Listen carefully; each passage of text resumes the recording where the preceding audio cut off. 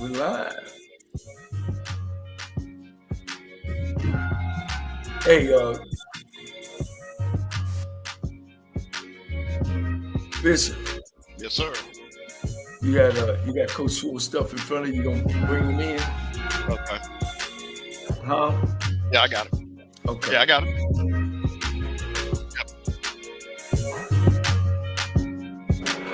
Not a problem. Oh yeah, Coach. This is a big day, Coach. This is a big day.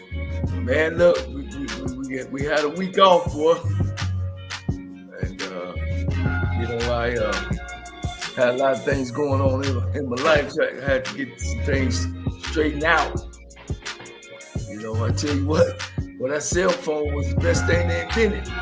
That's been the worst thing. Coach, Coach, I thought you might have got put on punishment, Coach. I didn't know what was going on. I had no idea what was going on. I couldn't get in contact with you, Coach. But I figured you was working on it, whatever it was. Hey, losing your cell phone is punishment. Well, I didn't lose mine. Mine just went out after about 3 years having it. I dropped it too many times, Coach, and it just went out. And boy, let me tell you something. That's punishment when you live with it in your hand. It's our connection to the world, Coach. Yes, sir. It's our connection to the world. There's not much we can do it without it. We gotta have it. People say we got a chip. They gonna embed a chip on us. No, they ain't got to embed a chip on us. We carry this everywhere we go. They got a chip on us right here. Sir. Yes. Sir. So yes, sometimes, you just gotta. It is what it is, Coach. You gotta make it happen. Boy, what did we have an agenda, or we just kind of shooting it from the hip tonight before our special guests come on? Oh yeah, Coach. We got Coach, we got a few things we can cover, Coach. We got a couple things. We can we can go over your favorite HBCU coaches.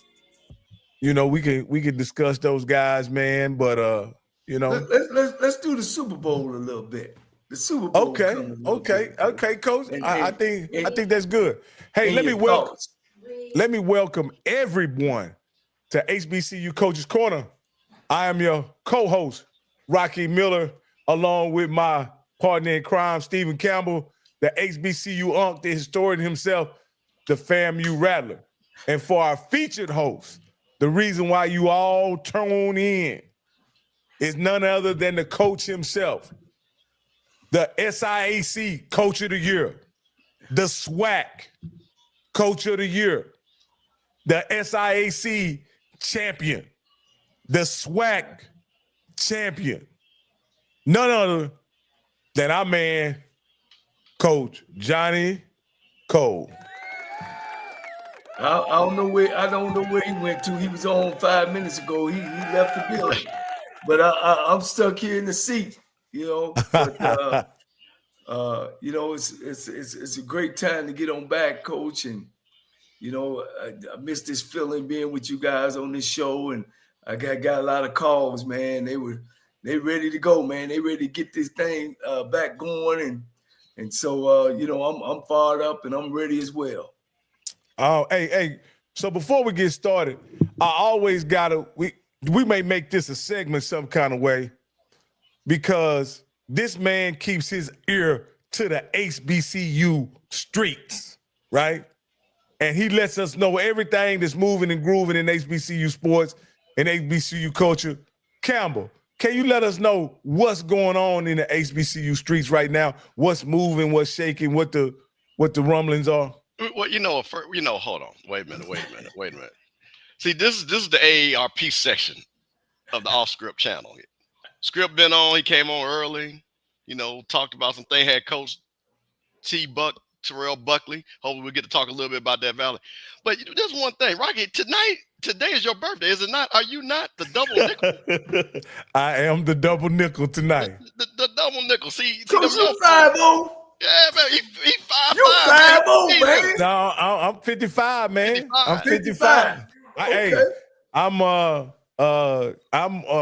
favorite 55 is Derek Brooks, Well, happy birthday there, Coach. Yeah. You gonna make me sing the song. I would have came out with the voice. No. Coach, save us, Coach. I know you got a lot of talents, but you couldn't be blessed with good looks, charismatic, a great leader, and being able to sing, Coach. I don't think you got him. I don't think you 4 for 4, Coach. I don't think you 4 for 4. So don't try it out on me. Let me know our fans know. Hey, Rocky do my taxes, and he's selling me up, boy.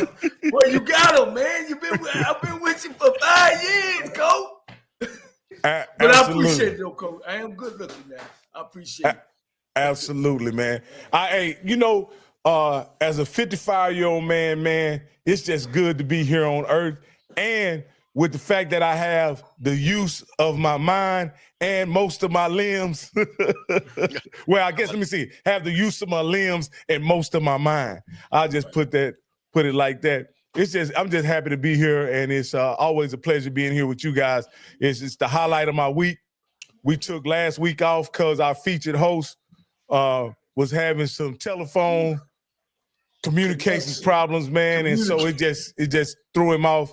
But I'm glad to be here with you guys on my 55th birthday, and I can't even put into words what it means to be 55 and in good health and good spirits with great friends and a great family. That means everything to me.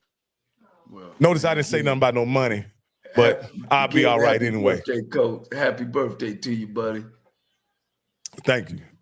Yeah. But you were saying that Campbell was going to bring us up to par on what's happening in that black college realm, black college sports. Well, Coach, I just want to sit back there, and looks like, we talk about this school often, North Carolina A&T, and hey, you know what I like?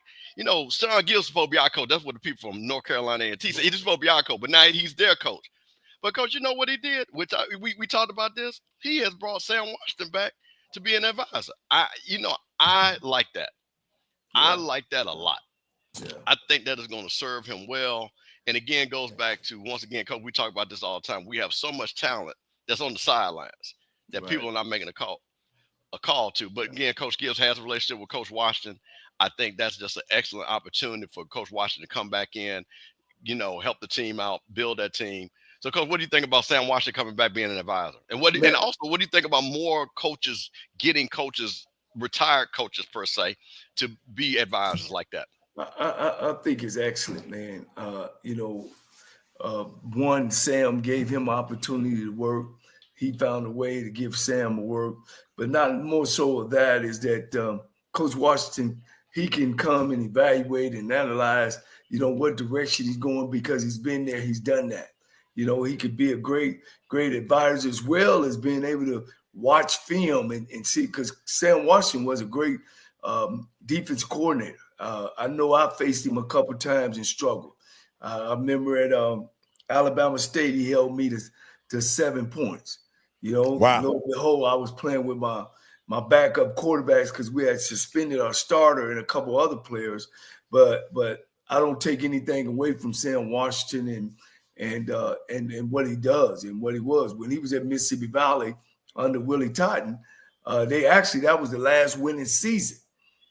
Sam has been with Broadway, Coach Rob Broadway, who have won championships. So, I mean, it's iron sharpens iron, and I really believe that. And I thought it was a great move for Sean to get some maturity on the staff. I love that. Hey, Coach, let me ask you this, Coach. Now, we know Sam, as a coach, was very successful against the blacks. Will Sam help him beat the whites? Because they're not in the blacks. They're not in a black conference anymore. Right. Can he help him beat the whites? Well, I mean, he not calling the shots.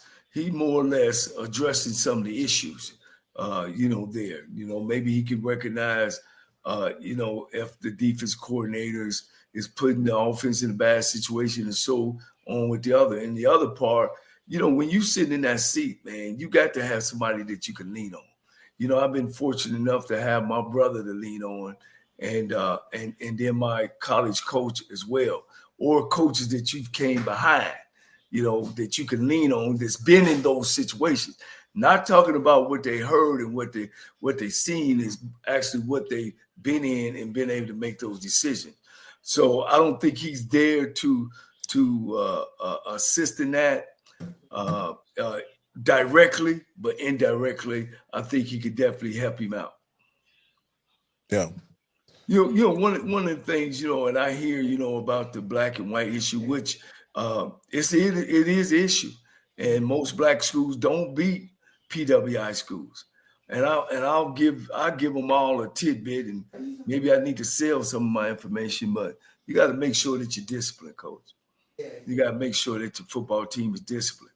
But, a lot of that is going out the window now because these kids are jumping and bouncing, and coaches are now afraid of putting them in their place. I always told you, I coach from the front of the line. I don't coach from the back.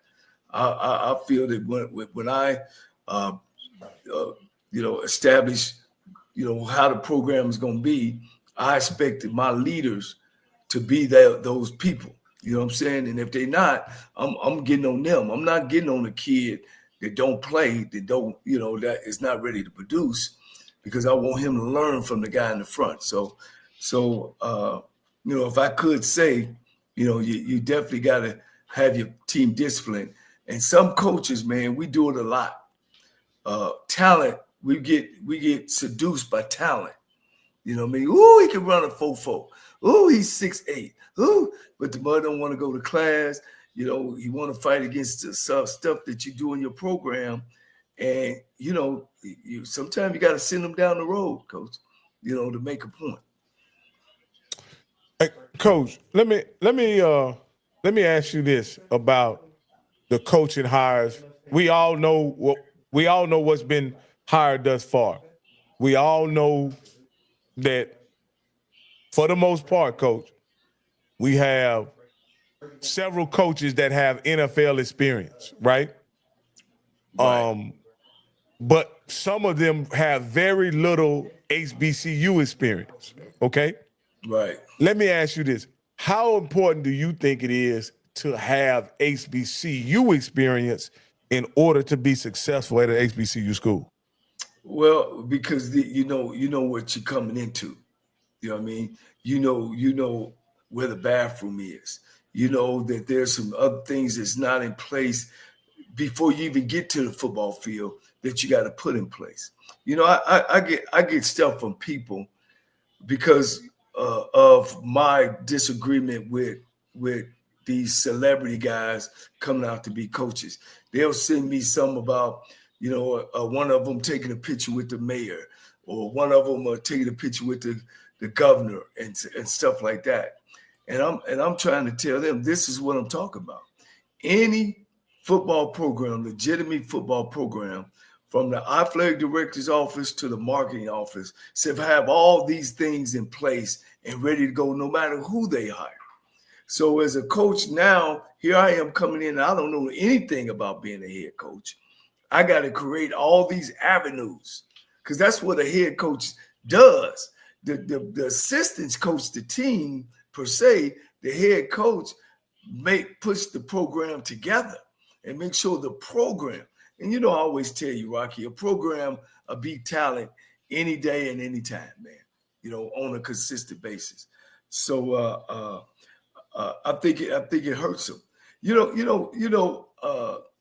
It's already having a problem when a guy come in on the interview, and you can attest to this, Cam, when he come on the interview, or he comes in to present himself, not even necessarily on the interview.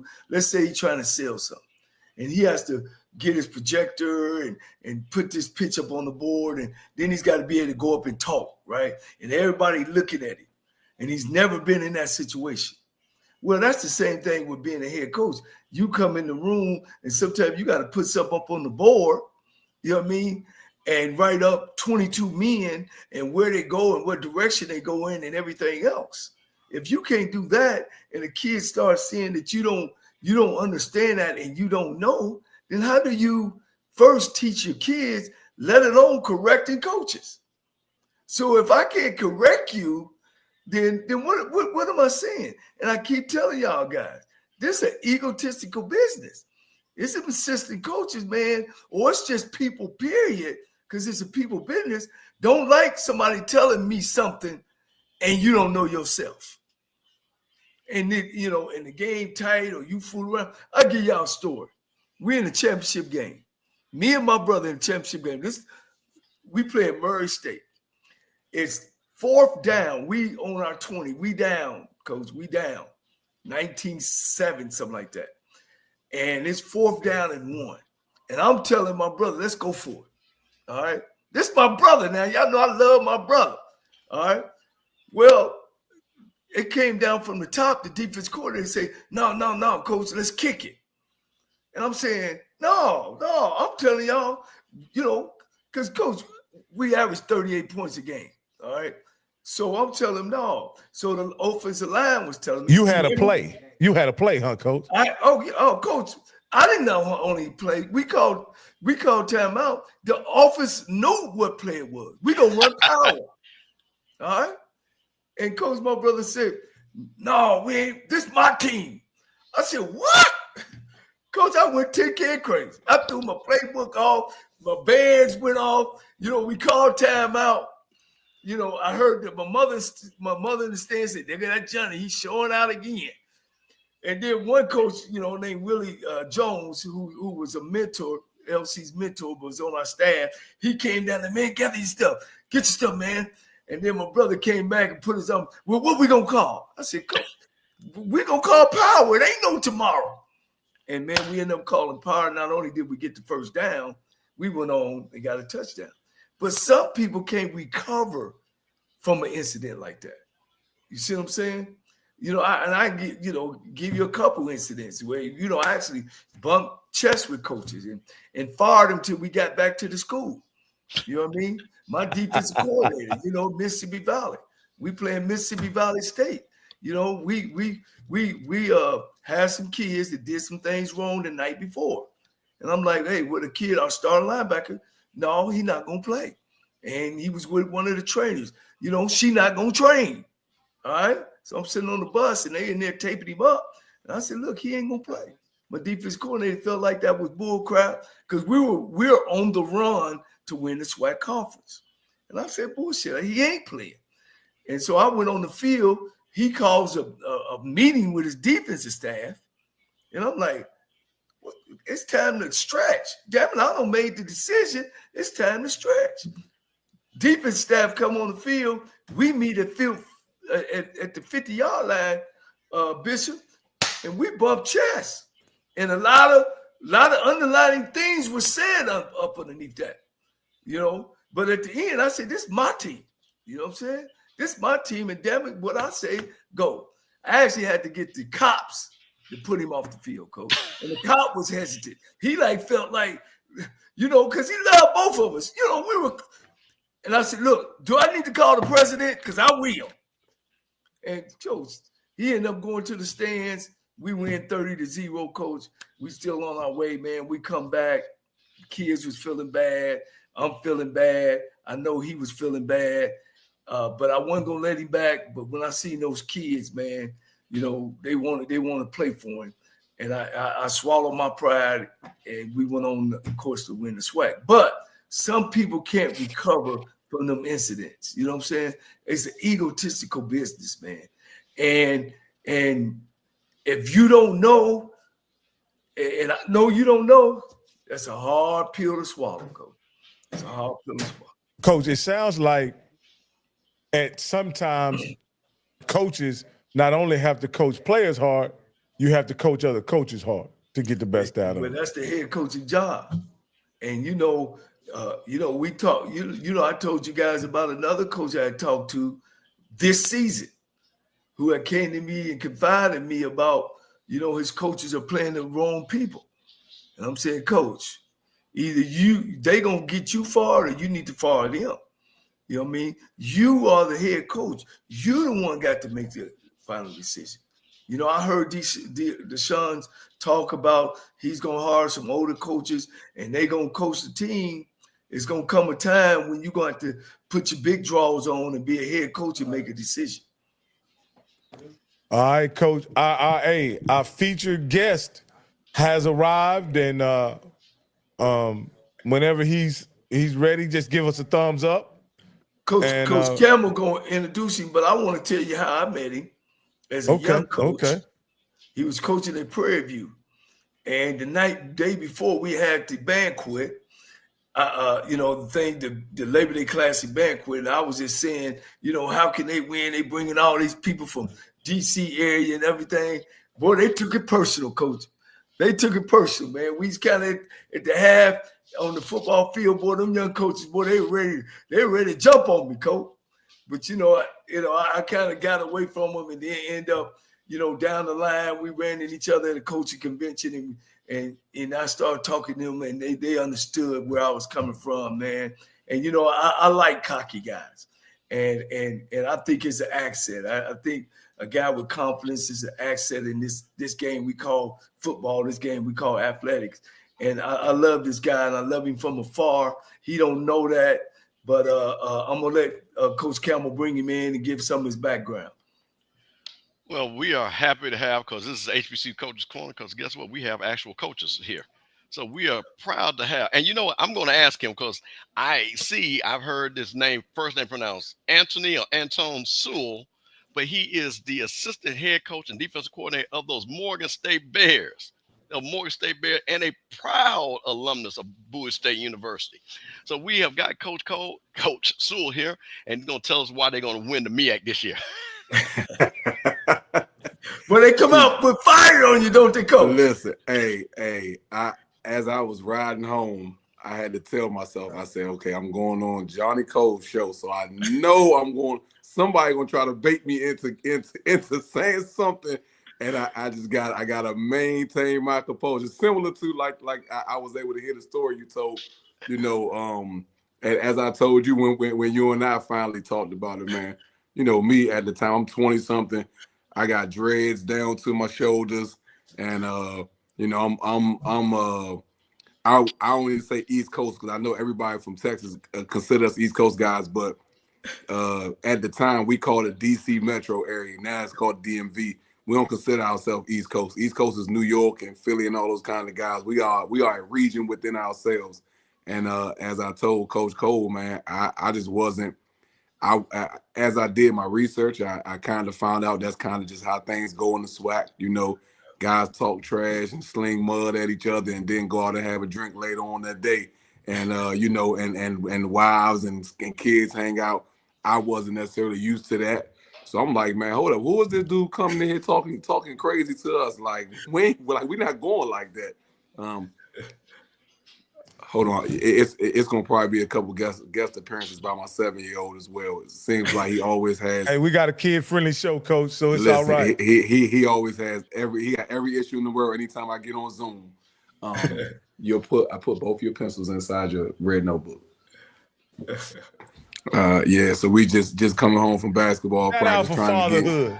Shout out to fatherhood, man. No doubt. That's dope. Listen, gotta wear multiple hats. But again, I appreciate you guys having me on, man. Anytime I get an opportunity to speak about my program and and my coaches and a little bit about myself, I think it's a blessing and one that I cherish, because I think part of kind of what we have going on right now, I think it's important that we do a good job as coaches, especially HBCU coaches, are trying to market ourselves and kind of what we do, because I do think that it has been kind of undervalued and overlooked in some aspects recently.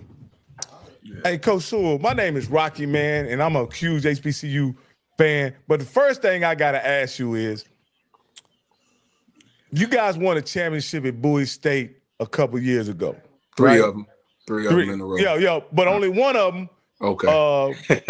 Coach Cavill, Dr. Cavill commissioned me to send y'all some cigars as a gift over to Bowie State. I sent it over to Bowie State, and I don't know if y'all got them or not, because shortly after y'all won the championship, y'all moved to Morgan. So I don't even know if you and Coach Wilson ever received those bundle of cigars. Hopefully some gentlemen over there enjoyed them at some point, but I was just wondering, did they ever make it to their destination. You know what? Me knowing Coach Wilson as good as I do, he probably received them, and then when I left to go to Alabama State, he probably didn't give me mine as a punishment or something. So I'm gonna make sure I ask him about that first thing in the morning at our staff meeting, because I do remember, and as you said, I do remember Dr. Cavill telling me that he was sending us some stuff over. Yeah, we sent it but over. I do not remember getting my cigar. So when I speak with Coach Wilson, tomorrow is payday. So once I make sure my direct deposit hit, I'm gonna go talk to him. I'm Ask not gonna about do it those before cigars, then, man. Hey, it was from my company, Slow Burn. So Okay. So check it out. But no, I wanted to ask you that question. Being that you guys have won championships before, right? And y'all are in year 2 of your program, what does your progress look like? Because, Coach, I picked you guys to finish second this year, right? I like what you guys did at Bowie. I thought y'all had a very promising first year. And the second year, I didn't see the movement that I thought I would see in year 2. But tell me where you think you guys are in your program moving forward. We're actually going into year 4, and I agree with you. I agree with you, from the standpoint of, I think that we expected a little bit more progress going into last year. Now we did win the most games that Morgan has won in the past 10 years last year. I think our biggest thing is just we've struggled a little bit with consistency. And I know one of the things that we talk about a lot is moving away from expectations and just talking more about the standard. Because when you have a standard, that doesn't change. It doesn't matter who's in. It doesn't matter, what coaches are there. It doesn't matter what goes on around you. When you set a standard, everything that you do is with that standard in mind. When you talk about expectations can vary and change based on many different factors. But your standard is your standard. You don't allow anything to get you away from that standard. And I think that once we get some consistency in terms of maintaining our standard in everything we do on and off the field as coaches and players, we will see, what we know we have the ability to do. You'll be able to see it really comes to fruition from a consistent standpoint. If you just look at our results from a schedule, from a game standpoint over the past few years, you can really see the inconsistency, within our program. When you look at, we've had some really, really big wins and some close losses to some really, really good teams. And then we've had some games where, you look at the scoring, like almost like did Morgan even show up, to the game today, based on the outcome of the game. And, some of that, like I said, I'm the type of guy where I'm going to always look at myself first. As a coach, anything that goes on with us defensively, I'm going to always look at myself. And I just saw, someone, guy, and I do appreciate people recognizing kind of some of the things that we've done defensively. But I also look at it like, if we win a game 2-0 or 3-0, that's a win. So, if we lose a game, I'm going to look at myself first and look at what we did first. We're not into finger pointing or blame placing or trying to turn the offense versus the defense or the defense versus special teams and those type of things. At the end of the day, the record says Morgan State University. So whatever that record is, we take the losses just like we celebrate the wins together. We accept the defeats together as well. So just trying to be consistent. One of the unique things that Coach Wilson did, and I commend him for this, because the thing that I can say about him is obviously he understands that we have to adapt to the different changes and the climate in college football, but he's not veering off of his purpose and the reason why he coaches the game. So when we came in, we got hired in June. And coming in June, obviously, you're scrambling to try to put a roster together and those kind of things. But even after that first season, he was adamant about not just throwing away all the players that were here with the previous regime. A lot of those guys were really close to graduating, maybe a semester or 2 away from graduating. And he was adamant that, hey, we're going to keep these kids and we're going to make the most that we can out of these kids, because it's not those kids' fault that the coach left, in the middle of a semester. And, now you got guys that are scrambling, trying to find a way to get their degree, which is why they came to school for, so he told us, hey, listen, you're going to have to work with who we have here. We're going to make the most out of these guys and, try to get what we can out of them. And like I said, to those kids' credit, man, a lot of those kids bought in, not all of them, just being completely honest. But enough of them bought in for us to be able to salvage, something out of that season and have and put together a competitive roster the following season. But I will say that, this year, this team is going to probably be the team that looks the most like what we want our program to look like from a physical standpoint, from a mental standpoint, from a emotional, spiritual, like any factors that contribute to the success of a program. I think that this year's team is going to be really, really, really what you can expect from us moving forward from a program standpoint. Yeah. How many guys you returning on defense?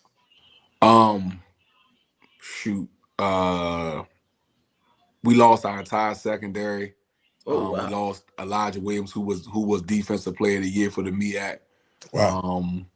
So we probably, for our starters, like I said, we have no starters returning in the secondary. We have 2 starting D linemen and 2 starting linebackers.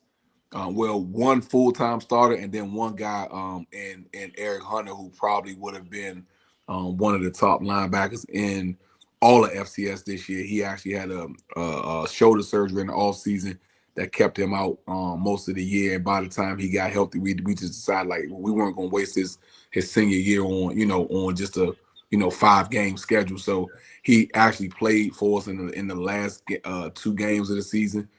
Still kind of spot played in the Delaware State game. I'm sorry, in the South Carolina State game, and then played probably about 30 or 40 plays for us in that Howard game. So he'll be a guy that'll come back and lead our defense.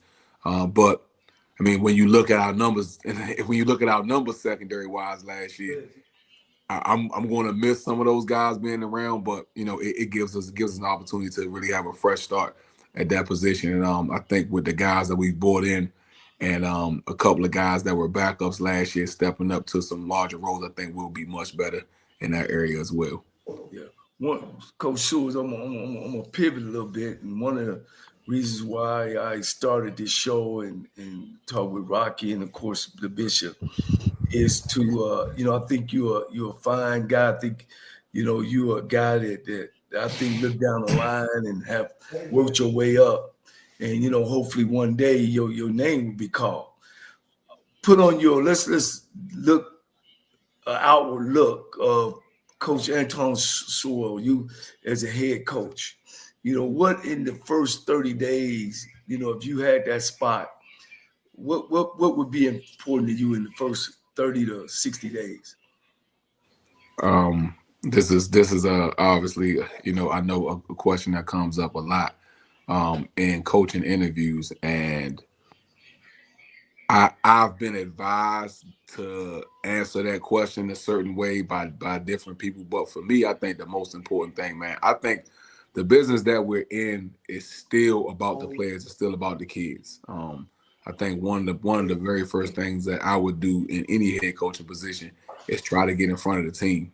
Try to get in front of the team. Try to start to build a relationship with those guys. Try to get to know those guys. Give those guys an opportunity to to get to know me. Obviously, you've got to integrate yourself with the alumni and the administration and the stakeholders on campus. And different donors and those kind of things. But I think sometimes we turn it into so much of a business. And like I tell people all the time, man, I don't, some people want to call me, different, or throw different compliments at me when it comes to, my ability when it comes to my ability to coach defense. But I think my biggest asset is my ability to coach people.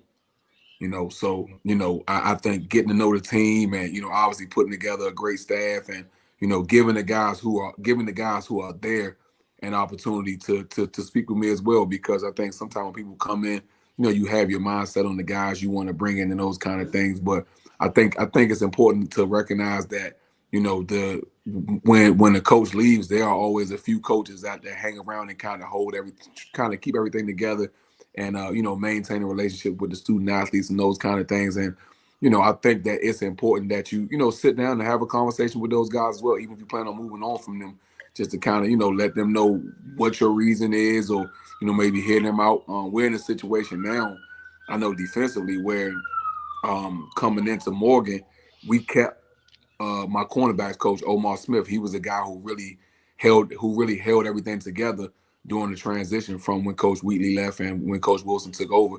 He's been a tremendous asset for us. You know, he was a guy that really bridged the gap between us and those players that were left over. He's also done a great job of, you know, kind of connecting us with the different people on campus that we need to get things done as far as meeting rooms and, you know, scheduling and those kind of things. So again, just try to get in and hit the ground running in terms of just getting to know the people that are going to be important for me to have success where I'm going. Right. Coach, you know, you've been to several different places and also been a champion. What is your philosophy, you know, on being in a head coaching position, and you know, what's your philosophy on the game? Well, again, obviously, I have not been a head coach, and I one of the things that I've learned from being around different coaches is, sometimes things change as you get into it. You know, when you really get into a situation and assess things, you know, you kind of learn what's important and what's necessary at those times. Hold on, guys. Give me one second. Go ahead. No, you fine. Go ahead. Take care, little. No, little man take in care. the screen, Coach. Can we see little man? What's up, there little you man? go. What up, my man? You got a great father, man. You lucky. Yeah. Hold on, we got some vocabulary words going on right here. See, the learning never stops, huh, Coach? Never ever. Listen, it's constant. And the great thing about it, you know, just kind of talking about my situation here specifically at Morgan is, he's able to come around and be a part of what we have going on. You know, just this past weekend we had a recruiting visit, and I stepped out to go and take one of the young men in their family to meet with Coach Wilson, and I come back and I'm kind of scrambling like, oh my goodness, where's my son? And I look up, and some of the players, when they came into the gym and saw he was there, you know, they grabbed him and took him to the section with them. Like he's like all of their little brother. Yeah. See, hey, he the next. So what you keep him around, you be like the Schottenheimers. What, they just hard to sell Dallas Cowboys. Let's start on. But you know, we keep giving our jobs away to folks don't even come to our school. But we gonna get to that later. You know, we gonna get to that later. I'm sorry. So we were talking about as far as philosophies. Yeah. Like I said, my thing is, so we have a saying that we say defensively here at Morgan, and to use the acronym HEART. We talk about humility, effort, accountability, respect and toughness. So my general philosophy when it comes to the game is we want to master the things that require no talent. We all know that there's always going to be somebody bigger than you, faster than you, stronger than you, smarter than you, whatever the case may be. Somebody's going to have the upper hand of you in some area in the game. You know, everybody has scholarships, and everybody is doing a great job of, you know, combing through the entire nation, sometimes the world. Now we got international players in our game to find the absolute best talent. So to me, what can separate us from those teams or put us above those teams is we've got to be really, really good at you know, at those intangible things. You know, those little things that when talent is even, or you're facing a team that may be more talented than you, it allows you to still tip the scales in your favor. And so what I do all the time is I just try to get guys to just recognize, you know, hey, you may not always be able to have the upper hand in certain areas, but if you do these things consistently, on and off the field, we're going to always give ourselves a shot in the end. Also, I'm trying to teach life through the game of football. I happened to come on and hear Coach Cole telling a story about, one of your star players having an incident and, you having to sit that guy down. I'll never forget. It's something I learned in high school where, my coaches, they were very, very firm when it came to discipline. It was a situation where, hey, you make a mistake, there's going to be consequences for it. So, I'm big on, I think probably my biggest two pillars out of the things we talked about are accountability and respect. I tell people all the time, man, like respect to take you places even money can't sometimes. I've been blessed and had the opportunity to, to take my son to some different professional football and basketball games. And a lot of it has just been me picking up the phone and making a call like, hey, I see you guys are playing, this team in town this week. Is it possible, to get me a couple of tickets, and because of the relationships that I've built and the things that I've done, for people and with some people along the way, it's like, hey, whatever you need, I got you. So I try to teach our young men that you never know what bridges you have to cross. So you should be respectful, and every room you step into, somebody should have something positive to say about you, because that way, if you need those people, you're going to need some of those people again in life to get where you're trying to go. So it's important that you maintain those relationships and have a good reputation and uphold your family's name. Yeah. And when you talk about accountability, man, I think that, to me, everything that I am and everything that I've become as a father, friend, coach, mentor, any role that I play in life, I've learned the principles and the tools to be successful in those roles through football. I can remember, we talk about, during my time at Prairie View, I was the youngest full-time coach on the staff, the only one who wasn't married, at the time, or either married or didn't have a family at the time. And I can remember sitting back and watching these guys, and how they were with their families, how they were with their kids, and how they were able to balance. I can remember times of having guys say, "Hey, look, I need you to run this meeting because I got to get to my son's football game," or "Hey, I'm in the morning, I'm gonna be in a few minutes late because I got to drop my kid off at school," and those kind of things. And that was nothing like what I heard coaching was like. But the fact that we had success and I watched how those guys did it, that's the template now that I use in terms of being balanced and being a father and being a coach. And I just try to get my guys to understand that one of the reasons why I bring my son around all the time, outside of the fact that his mom is a basketball coach, so sometimes our schedules can get a little tricky. So sometimes I have to bring him around, but I choose to bring him around also because I want those young men to see an example of what a good father looks like. Yeah. I know for a lot of those guys, unfortunately, they don't have that. Some of them don't. Some of them didn't grow up with a father in the home, or don't have a father that's still playing a prominent role in their lives now. So how are they going to grow up to be, good fathers and husbands if they don't see somebody doing it? So I try to bring my kid around as much as I can and allow them to see, hey, coach is here every day. Coach is showing up, getting his job done, but he isn't allowing that to cause him not to be present, in his son's life and take care of his primary responsibilities. Yeah, I got another question, and then the audience don't know that you've coached under 2 championship coaches in Wilson as well as Henry Frazier. Not only that, you've been a part of being the only championship Prairie View has won now in maybe 50 years, 50, 60 years, and y'all came in and won a championship. What have you learned from those 2 guys? And you're still with Wilson, and of course y'all won 3 at Bowie State. Now if I'm a coach, if I'm looking for a coach, which one would you describe? And I want you to talk about what you've learned from both of them.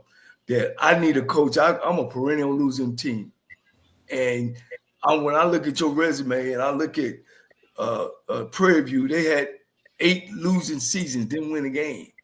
Of course, Bowie State, and now you're at Morgan, And really, you guys have the numbers ain't the win and loss category hadn't really showed that, but people don't want to just play y'all. They're not walking in the Morgan State now and saying, we're gonna beat Morgan by 30 no more.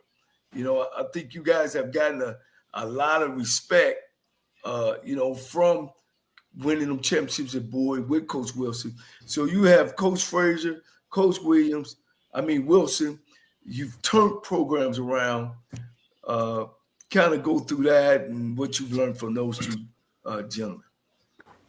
Again, just really the biggest thing that I take from both of those guys is just how they treat people, man. And when I tell you, like, it has been a joy. Hey, but I need to make a joke. Tell Coach Henry I need him to come on the show, man. I got you. No, I'm just kidding. Hey, listen. I guarantee you the entire state of Texas, the entire state of all the residents who lived in the state of Texas from 2007 to 2010 would tune in for that one. That would be a monumental show to see you guys on the same show with this.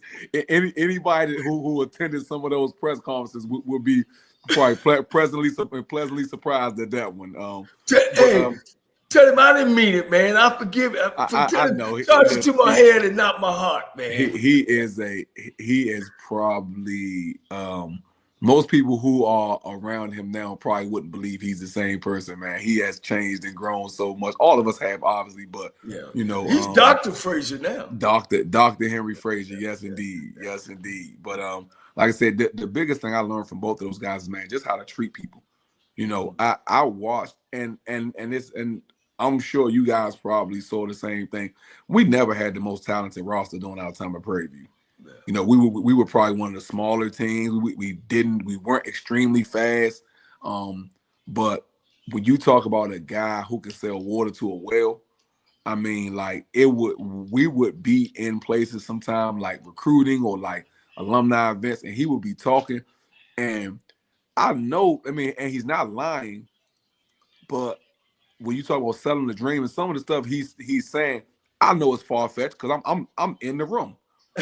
And I know I'm like that beautiful stadium they have now. I mean, he had everybody believing that we were going to get that within 6 months of the time he was talking to them. And again, I'm in here every day with him, and as he's talking, I'm listening. I'm like, damn, like, we might have a new stadium next week. Like, that's the kind of guy he is, man. Good motivator. Just extremely charismatic, but genuine. Like I said, even when he was, I'll say, stretching the truth a little bit, he made it so believable and was so genuine. But you always knew that he cared. You always knew that he cared. I played for him. I have no idea what made me go coach with him, because when I tell you he gave me the blues as a player, and I was a decent person. But again, his standard and what he required of us was always, you had to be tough. And that's kind of how sound like he's seen something in you to take you with him. No doubt. Yeah. And he always told me that. It was just like, I think the bar that he set for me was so high because, for one, we went to the same high school. Obviously, he was a lot. He was probably 10 years ahead of me, but we played for the same high school coach. So he, like you said, he knew what I had in me. So he always pushed me to make sure that that I was living up to the standard that was set, and and doing the things I was supposed to do. But y'all teams, Coach, I can say this. And I know y'all have my playbook. I already knew that, but y'all play hard. And I know y'all had somebody on me what play I was calling and what hand signal. I knew it. But y'all, Coach, y'all had them kids playing hard. It was like we stole something from them, Coach. They played hard all 3 times, Coach. Listen, when I three times y'all beat us. Even when we won the SWAC championship, y'all was the only team to beat us. When I tell you, I'm surprised we didn't get a speeding ticket going down 290 leaving from that press conference.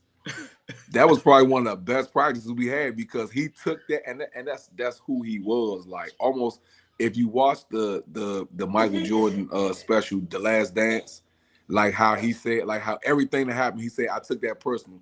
That's how Frazier was, and he was able to get that message through to our players so well. Like again, like and there would be times where he may put his own little spin on it. Hey man, Johnny Cole said we got all these guys from Maryland and Texas Southern didn't want none of the guys we got from Texas. I'm like, Coach, he ain't say that, but that's what he had to say to get them guys going, and they always responded. But I felt like the first year we wasn't ready. Y'all were gonna be. Then the second year I thought we was in, but third year I said, man, I know I got a better team than him. Yeah. And Coach, y'all still came out and just outplayed us, Coach. Y'all just outplayed us, man. Yeah, and you see now he's in, I want to say year 2 or 3 at Virginia State, and already has those guys playing in the CIAA championship, and and competing for a spot in the playoffs. I mean, that's what he does. I mean, he's a builder. Like I said, he's a great motivator, and him and Coach Wilson are thick as thieves, but they're night and day when it comes to coaching styles. Both of them are really, really, big on people and how you treat people, and like I said, just one of the things that we talk about is, and this means all of us, those two, really everybody that comes from under that quote unquote Frazier tree, like they don't care what you know until they know that you care.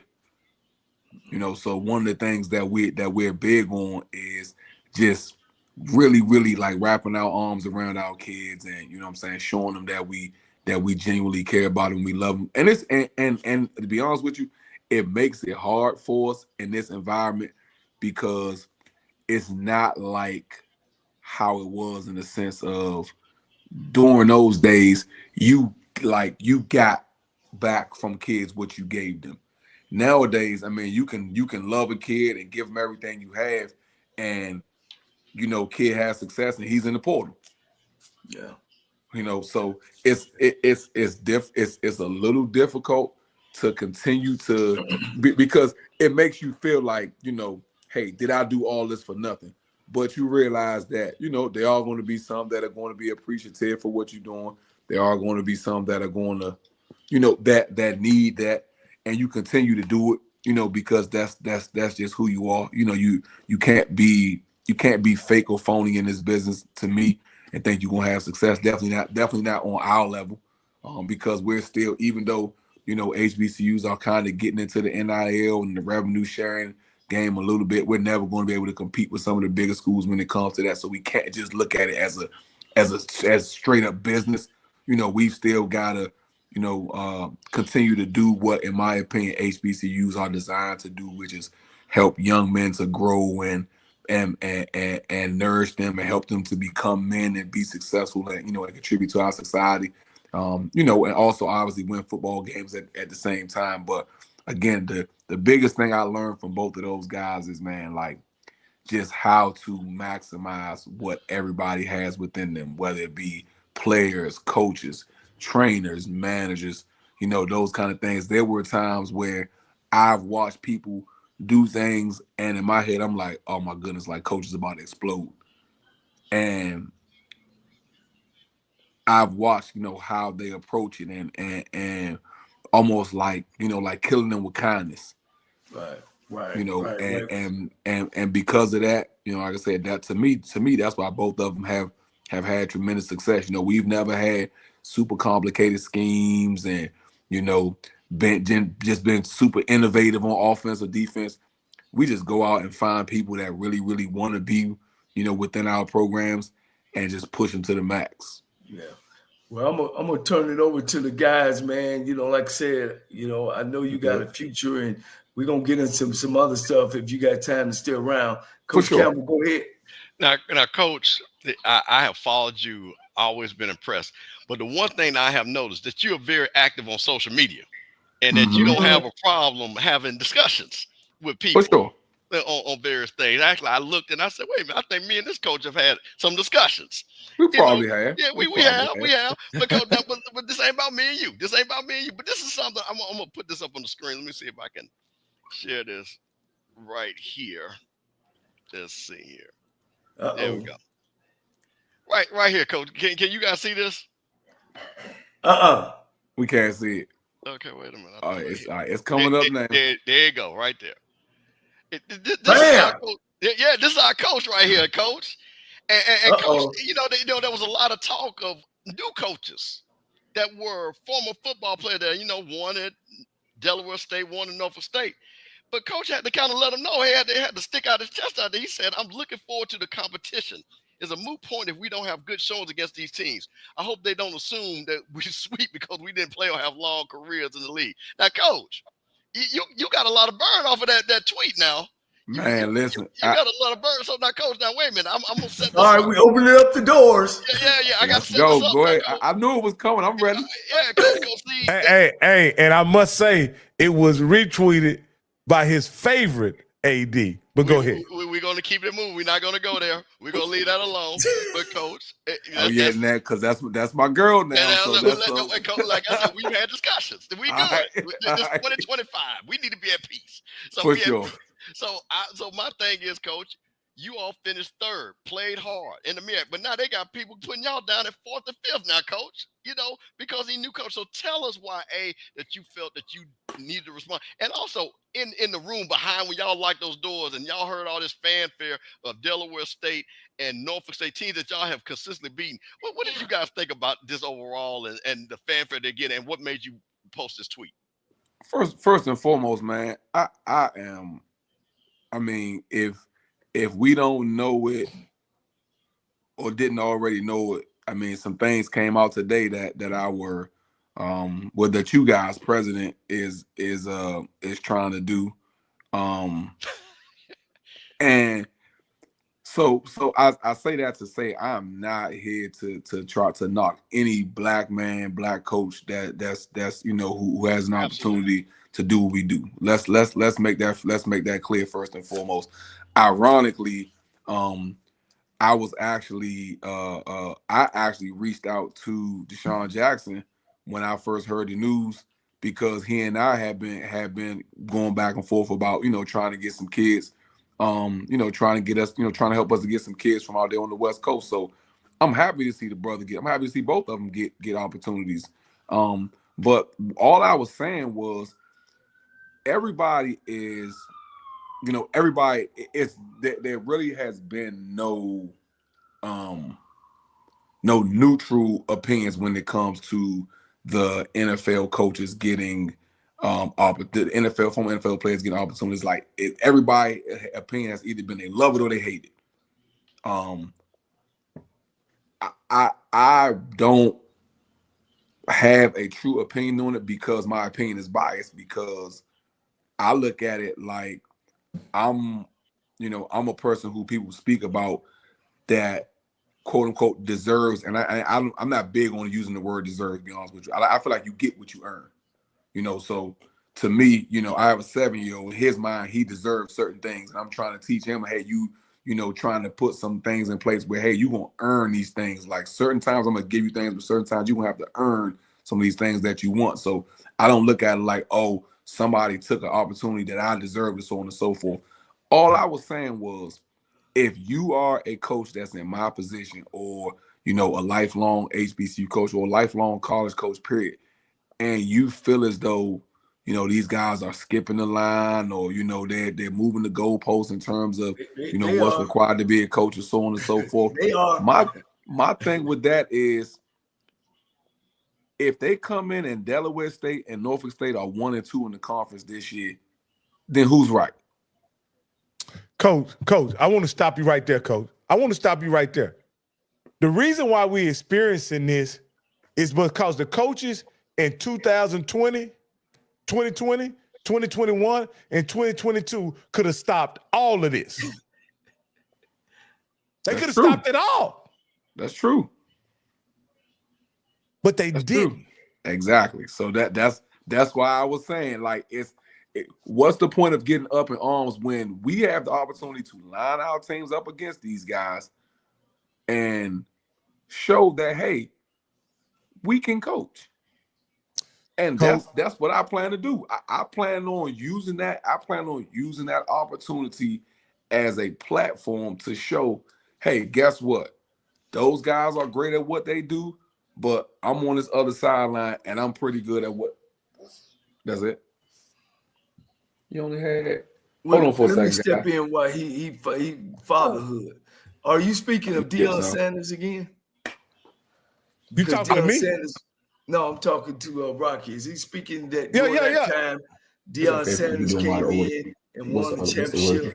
You forgot down. Yeah, Coach. That's exactly what I'm talking about. Okay. You know so, Coach, it ain't like those coaches were given 21 points. It wasn't like Deion was given 21 points when the game started. No doubt. It ain't like he was given 14 points when the game started. All the games started 0-0. Right. I'm gonna give you that one. I ain't gonna say Wait. But go ahead, Coach Sewell. That's real though. Coach Sewell, listen, I'm not gonna let him. We're not talking about prime. We talking about the people in your conference because they're not Deion. Let's get back to. And let me tell you what. Two seconds. But his point. Coach Sewell, hold on 1 second. See, Coach Rocky Miller, he a PWI guy. He's a businessman. He's a prime man. And then we got the historian Rocky, and I'm the coach. So that's why he on here to go ahead, Coach Sewell. You got the floor. But his point kind of ties into what I was saying. If we allow these guys to come in, and again, and it may happen. I'm looking. I got one. I got one eye pointed in the direction of them and their social media. I'm seeing what they're doing from a coaching staff standpoint and from a recruiting standpoint. I think those guys are going to field competitive teams. I don't doubt that at all. However, I look at it like, in order for me, because the thing about it is the light is now going to be shined brighter on the MEAC. So now if Antone Sewell believes that he's a good football coach and this bright defensive mind and all those kind of things, and some other people in the HBCU world may feel like that. Okay, now when you have some people that are outside of that world who are now looking in on what we're doing, now that's the opportunity for me and some of the other coaches within our conference and within the HBCU world to show, hey, they do have some pretty good coaches there. Well, Coach, so you as on that staff, and you see this, and again, you're very outspoken on social media. Does your head coach, when you kind of... Oh, I get calls to the principal's office all the time. You only have to finish the question. I get calls to the principal's office all the time. But the thing is, what I've learned in this profession, like, it's almost like any good friendship or relationship. You have to have balance. Coach Wilson is he's not, again, Coach, there's a reason why the Texas Southern and Prairie View rivalry was so good when Johnny Cole and Coach Frazier was there, because Johnny Cole say something, Coach Frazier gonna say something back. Yeah. Coach Wilson, he does not get caught up in all that. Like, he is very much he's an even keel, cool, calm, collected guy. I'm the opposite end of the spectrum. Like, I am, and I'm not gonna be disrespectful to nobody, anything like that. But if you want smoke, I'm fine with that. I just have to, I make sure that everybody understands that, yes, I'm a coach at Morgan State, but I'm not speaking on behalf of anybody except for myself. And I'm not being disrespectful or rude to anybody. I'm just speaking my truth and how I feel on certain situations. And I think that, to me, that's the beauty of social media, is it allows you to tell your story and give your opinion on certain things without crossing the line. Again, if I ever do anything that I think crosses the line, or coach tells me, hey, you probably shouldn't say this, I have no problem accepting that as a man and apologizing and growing from that and moving forward. But if I feel some type of way about something, again, I don't tweet from emotions. I gather my thoughts and I share my opinion, and I move forward from it. And the funny part, like the people that know me, they laugh because they know I say stuff, and I move on way before other people do. Like I've tweeted stuff, and I go back 3-4 days later, and people are still talking about it. I'm like, bro, like we on something new at this point. Like I said what I said, and I'm done with it. Because for the most part, it's, again, I don't speak from impulse or emotion. So when I say something, it's been well thought out, and it's gonna be very, very hard for you to change my opinion. But let me say this, Coach Sewell. I like what you said, Coach. I like what you said because you didn't disparage those men. You didn't even undermine or discount their abilities and your talents, right? You said it's not going to just do your work, grind, because it ain't easy. And just because you had a long career in the NFL ain't going to make Saturdays no easier for you each and every Saturday this fall. I think that's fair. Coach Cole, hold on. Let me say something, Coach Cole. Let me say one more thing. Coach Cole told me this, Coach Sewell, when I first started talking to him on the phone. He said, Rocky, only 25% of all coaches are winners. Do you agree with that, Coach Sewell? Yeah, that's real. It's not a lot. And again, man, all right, I know I have to be careful. There aren't as many good coaches as people think there are. There are more successful coaches than they are good coaches. I'm just being real. Look at Coach Frazier. He go from one conference, win a championship, go to another conference and win a championship, go to another school and win a championship. Coach, all them other coaches was in the CIAA. They been there. He come in there, championship. Coach, you know I want you to break that down. Tell the people the difference between a successful coach and a good coach. We got a lot of Madden players on here that don't understand what you just said. Explain the difference, because there's a big difference what you just said. Yeah, because to me, you can have success, and your success could be based off of, circumstance. Your success could be based off of, hey, you were like there are some people who they take jobs and they start on third base. There's some people who step into the batter's box and they already, now I ain't a great baseball guy, but it's all, I don't know if it's 2-0 or 0-2, whatever, but they have no balls and 2 strikes when they step up to the plate. And they have to find their way on base and find their way around by really, really, really, getting down and dirty and grinding and building something from nothing. And again, that's not to say that that's no fault of the person who who had a head start on things, but sometimes we get caught up in and that's something that even we've had to learn coming from Bowie to here. Because of what we did at Bowie, don't mean we're gonna walk into Morgan and do everything the exact same way we did at Bowie and we're gonna have success. We've had to learn and navigate our way through a completely different environment in a new conference, at the FCS level and so on and so forth, and tweak our formulas and be flexible and listen to listen to guys on our staff who may not have been with us at during our time at Bowie. So it to me, when you talk about a good coach, to me a good coach can work with lesser talent, less resources, maybe not an area that or maybe not be in an area that's as fertile and rich when it comes to talent, and still be able to put a product on the field. I'll never ever forget talking to a guy. It was one of our competitors during our time at Bowie, and we played Delta State in the playoffs. And he was a brother, so it wasn't like I didn't take it as a backhanded comment, because it wasn't a white coach telling me something that almost was like patronizing me. It was a brother. It was one of the brothers they had on the staff, and he came to me after the game and he said, "Bro, He said, I've been here for a while, and we've obviously faced some HBCUs during our time here. And a lot of times it has been, just kind of like, almost like backyard type football. He said, man, I told our coaches the very first day we watched our film, he said, these coaches know what they're doing. And he said, one of the guys looked at me and he said, every play I watch, whether it's executed correctly or not, I can at least tell what you guys are trying to do. Like there's rhyme or reason with everything that you're trying to do. You're not just throwing stuff against the wall and seeing if it sticks.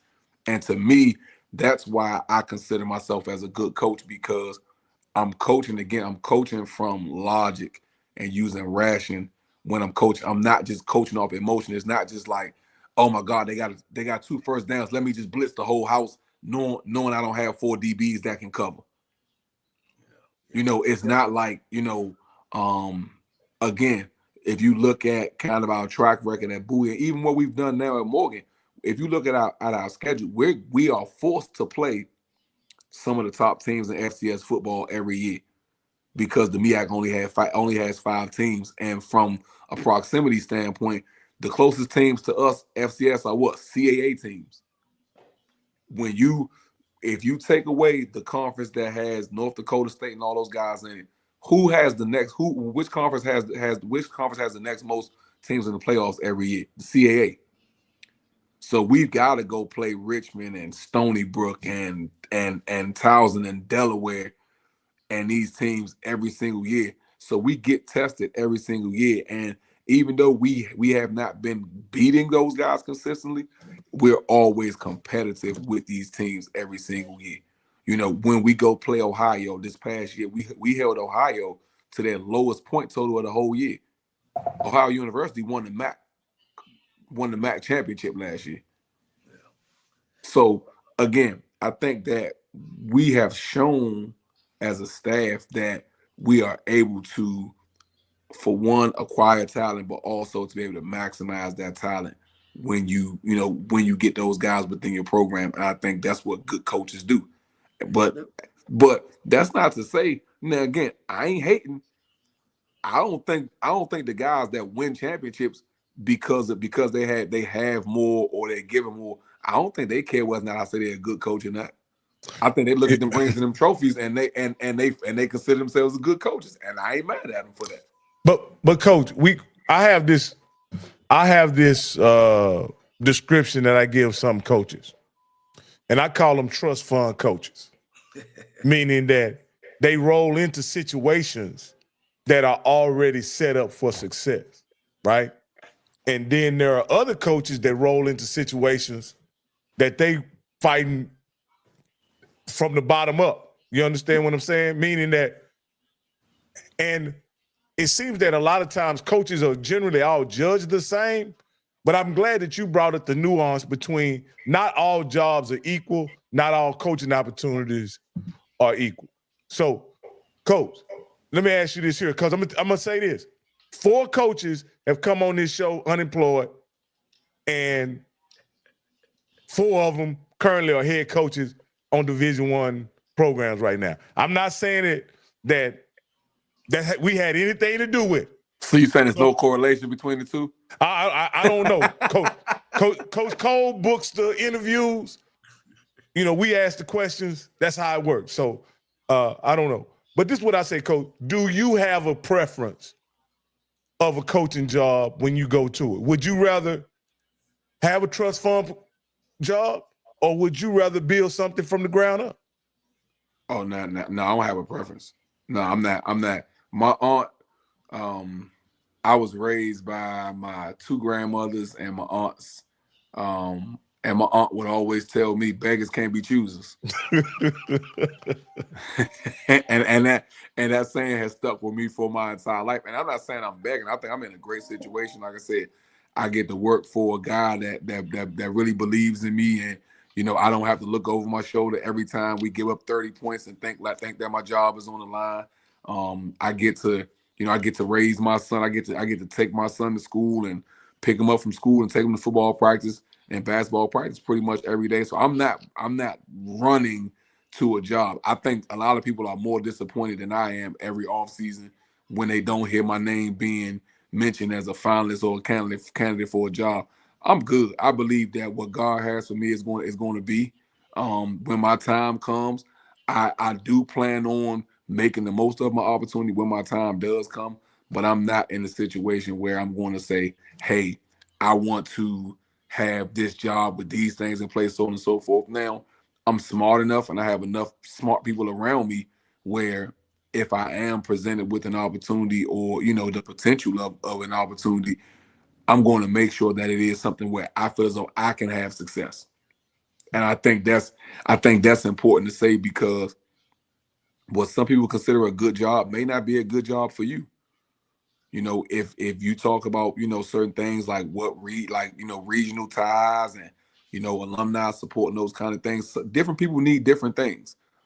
Some people are able to go out and acquire all the things they need on their own.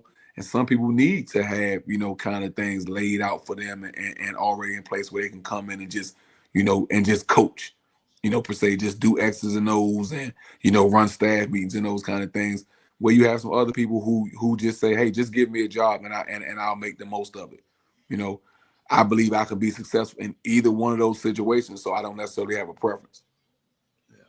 Well, look, I'm educated, damn it. And I don't vision that somebody gives a CEO job away to somebody that don't know what they're doing. I'm not buying it. I'm not buying it. But I believe that good coaches have what you call a system, and a system way of doing it.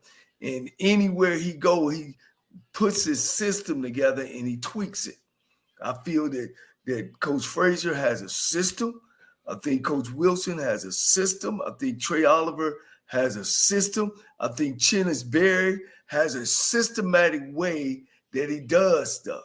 It just don't happen. We learned that the hard way. And years and years of studying. It ain't about whether I'm a good coach or not. Nick Saban, who I hate to compare us to those big time schools, he has a system. You can't tell me that Oregon don't have a better weight program and uniforms and shit, and University of Texas got more money than anybody in the fucking world for their program, Texas A&M, and Nick Saban beat these people year in and year out. He had the best players, Coach. He had the best players. He had the best players. Well, let me be fair about it. Let me be fair. That's from a pure, because when you look at the draft, he developed the best players. And that don't mean you got good players. I think that what Nick Saban and the difference between Nick Saban and the rest of the cats is he get them right here. And it's big in his system that he get his kids right here to sell them and make them understand that whether you catching 1,000 yards and 50 passes, but I'm gonna let you catch 500 yards and 20 passes, and you're gonna be playing at the end of the year. And I think they know how to. Good coaches, your Fraziers, your LCs, your Broadways, your Pete Richardsons, your Bill Hayeses, they got a way of a systematic way that they run their program that anywhere they go. Bill Hayes won in Winston-Salem. He won in North Carolina A&T. You know what I'm saying? Pete Richardson, again, won at Winston-Salem. He won in Southern. L.C. Cole won in Tennessee State, Alabama State. Rob Broadway won in North Carolina State. He won in Grambling. He won in North Carolina A&T. Same system. It's the systematic way of doing things. And Rocky, I'm going to take one out your book. You dug back and say, Cole, look at this way. In the last 20 years, they got all new different coaches. All new different coaches. And not one of them today have won a championship. Yeah, Coach. Very wrong, Coach. Well, let me take that back. One of them had to win it because, somebody had to win.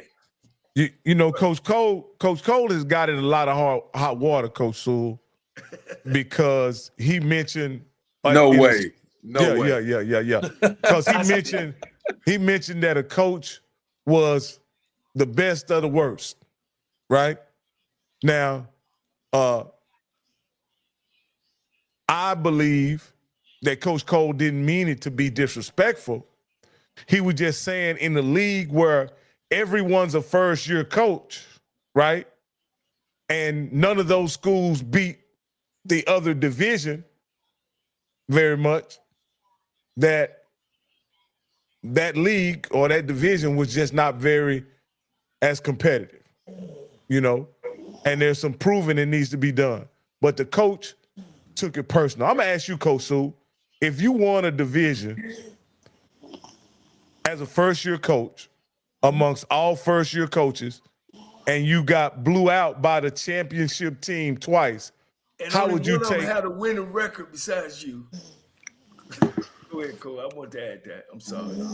All right, I'm not going. First of all, let me just say this: I have no idea who the coach is. I don't know the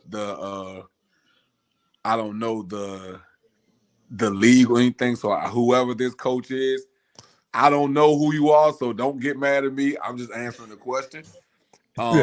First of all, me personally, again, and it may sound cliche. I don't care a lot what a lot of people think about me. So that's why, as I said before, to me, if you're a successful coach, I don't think you should be worried if people think you're a good coach or not. At the end of the day, you have tangible results that show that you had a successful season. If you have a trophy, if you have a ring, that says that you had a successful season. So if someone says something about you not being a good coach and you take offense to it, in my opinion, you're giving that person, like, you're proving that person right. You're showing them that you may have some type of insecurity within yourself to allow that to get to you. Because you can't be, and again, I love and respect Coach Cole as well, but you can't sit on a show and talk about me and me winning as a coach and me allow it to bother me. And that's just me personally. I would not allow that to bother me at all. Or I would simply say, hey, when you get back in the game, you come see me. And then we can see if I'm a good coach in that. When you and I line up against each other, when our teams line up against each other, we'll see if I'm a good coach in that. Until then, I'm gonna keep winning. But if I get into it, and now I like the way you talk, Coach. I like the way you talk. Because now, as soon as I engage or I show any type of emotion or feelings about what you said or how you feel about me, now, like I've stripped away everything that I worked for to accomplish. Because at the end of the day, like you said, like it may be, I mean, I don't remember the exact scenario that you gave, but whatever the case may be, if I came out on top, ain't my fault. And I'm not ashamed to say this. I don't care if we got our head kicked in on Sunday. I'm a Washington Commanders fan. Been that way since I was a kid. Since they were the Redskins. I feel sorry for you, Coach, but go ahead. It's okay. It's okay. And people will always say, well, one of y'all rings don't count because it was a strike year. So I don't say that. They played the games, didn't they? If the games were played, now if you say and y'all beat our Cowboys with a strike team. Yeah, you're right. And y'all had real players. See? So, but I say that to say, how can, if the games are played and the results are counted, I could care less looking back on what type of caveats and what stipulations you put on what we did. We played the people that were in front of us and we won. Now, if you want to call that the best, if you want to call it the best of the worst, the key word, I'm gonna stop listening after you say best.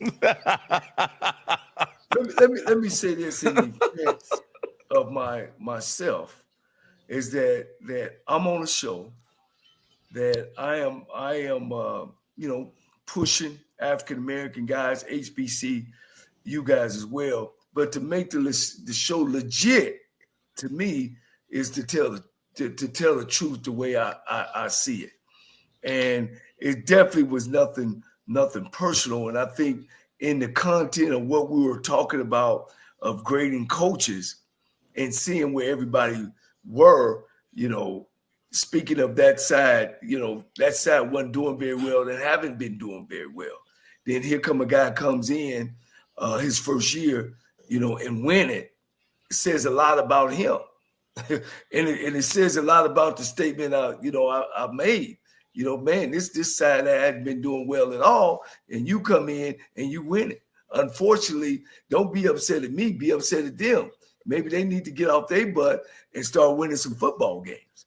So I think that it's my duty, not only, to be candid sometimes, when you're talking about, one of the things we talk about, Sewell, on here, and you can attest to this, that the PWIs, they beat the black schools all the time. Coach called them the whites and the blacks. So they my 40 years being around black colleges, I would hate to see the record. You know what I'm saying? It'd be lopsided. Now, am I putting down black coaches? You know what I mean? I'm just sitting here telling the truth and saying it how it is and how it's been. You know what I mean? Are we getting better? Yes, we're getting better. Does that make them better than us? Not necessarily, no. Because then there's a lot of other things that goes into them having advantages over us. You know what I'm saying? Like money and funds and support. But I got to say it like it is. And me saying it like it is, not saying that Broadway's not a good coach. LC's not a good coach. Doug Williams not a good coach. Henry Frazier, I'm not saying that. Or Trey Oliver is not a good coach. When we make that statement. And Rocky, you make that statement all the time, right? Yeah. I never once take offense to that because it's true. You know what I'm saying? And like you said, Coach Sewell, it is what it is. I know what I'm doing. I know what's important to me. I don't get involved with what somebody say about me. I don't really, especially when it comes down. One of the things that I, this is just kind of pivoting. One of the things that I thought was pretty remarkable for you guys, I want to say either the first or the second year you guys were there, Coach Sewell, correct me if I'm wrong, didn't y'all upset a CAA school or play them close or something like that when y'all got there? Shortly after y'all got there? I don't have we beat University of Richmond. First game of the season. Yeah. So that's what I'm saying. Like those kind of, to me, those kind of wins are benchmark wins for your program, in my opinion. Not because it's a white school, because of what the school has been in FCS football. I'll just put it like that.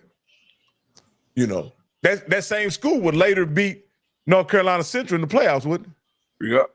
Yep, they sure did. Handedly. Well, Coach, man, that was. I think Central was battling them before Davies got hurt. And listen, I coached against that kid for 2 years. I think we all know the impact of him being injured, but you don't really understand until you see bro in person. That's what when you, and I use that term because when you playing against him, he do some stuff that make you be like, bruh, like, are you serious? Like you can have the perfect play call. I would never forget our first year, and I don't mean to get off topic, but go ahead, Coach. My first year down there, they beat us 59-20 my first year here. And we had scouted them, and we knew it was 100% when they got into this one formation, almost like, again, how the Commanders kept going for it on fourth down, and they were finding different ways to just run Jaden Daniels on fourth and short. You knew when Central got into this formation, they were going quarterback run. And so we overloaded the side. I'll never forget. We had two dudes free off the edge. Man, he shrugged one off, shook the other dude, and went 60 yards for a touchdown.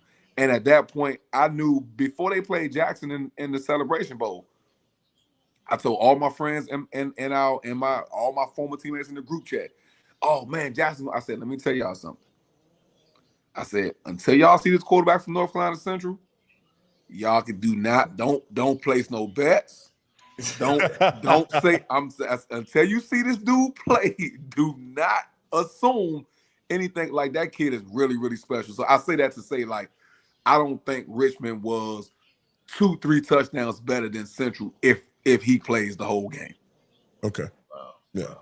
Well, Coach, man, I know you got to get back to your kid. I know, man, it's no, my man. Time. And is he sleep, Coach? Yeah, Coach, we don't have several of those also. Remember, yeah. Coach Keaton? Yeah. Wait. Listen, this is Coach's Corner. Now, Coach, before I let you go, now hold on. Okay. Because like I said, hey, man, you stand on business out there on the social media. I'm going to keep it 100. I'm a big fan of you. Like I said, we have interacted. What is it going to take for you all to be MEAC champions next year? He's setting you up, Coach. Just being more consistent. Yeah, just honestly being more consistent. We had an opportunity. We had an opportunity in 23, the second year. If we beat Howard, we would have tied for the conference. We had an opportunity last year with South Carolina State coming into our place, where we controlled our own destiny to be tied for the conference again. And we have not met the challenge of those big games yet in conference. And that's something that I'm not a believer. And you know how you hear sometimes in coaching, people say, a team spends their whole offseason preparing to beat one team. I'm not a believer in that. I think the conference is going to be much better this year. Obviously, like I said, with the addition of Michael Vick and Deshaun Jackson, because I think that's going to naturally attract a different level of talent to those two universities. So I don't think we can go into it with the mindset of, hey, we got to beat Central. We had to beat everybody. In the MEAC, the schedule is so short, you can't afford to drop a game and think that you're gonna still have a chance. And I hate scoreboard watching. So I'm not gonna give you a coach's corner answer. I apologize for that, because again, I get called into the principal's office a lot. So I'm not gonna make a prediction. But in terms of what we need to do, we gotta be more consistent. We just started our off-season program. These first few days have been great. You can really tell that the buy-in is different. You got some younger guys who are ready to step up and assume some bigger roles. I think that we'll be better up front on both sides of the ball. I know we're much bigger up front on both sides of the ball, which I know goes a long way. For us as a coaching staff, we got to do a better job of building depth and quality depth. I think that last year, for me personally, we lost a lot of guys in the secondary, and I made the mistake of adjusting what our standard was from a secondary play standpoint, and we ended up being much below what we should have been in terms of quality and production in the secondary. So I say all that to say, if we are consistent in what we do and what our message is, and what we determine is our standard, I think that'll go a long way in terms of what our success is this season. I think we're gonna have a very, very talented team. I think we'll be talented in every area. I think that we have gotten to the point where we've acquired enough talent to say, hey, we're good at pretty much every position. Now it's about building depth and just being consistent and finding those guys that are going to be leaders and help carry us through some of those bigger games that we'll face.